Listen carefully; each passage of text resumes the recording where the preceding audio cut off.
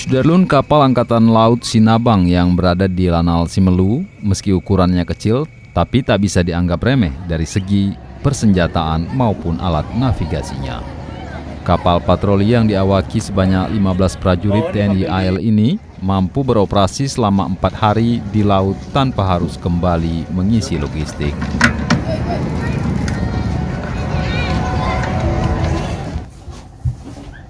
Kapal dengan panjang 28 meter itu mampu melaju 20 knot lebih dan dilengkapi sejumlah persenjataan berkaliber 20 mm dan 12,7 mm.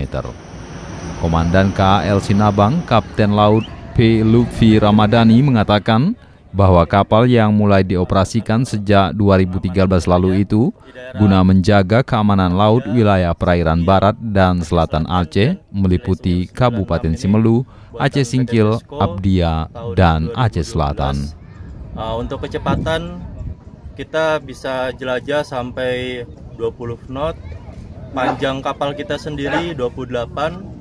Untuk pengamanan wilayah sini kita didukung dengan persenjataan juga, ada di haluan kita meriam 20 mm, yang ada di posisi sekarang ada 12,7.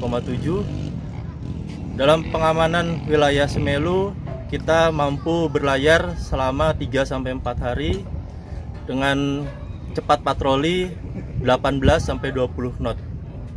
Selain wilayah Simelu, wilayah perairan mana yang akan dikawal oleh KAL ini? Untuk pengawalan wilayah Simelu, untuk KAL Sinabang sendiri bisa sampai utara Aceh, tapi kita fokus untuk pelayaran patroli sesuai wilayah kerja Lanal Simelu.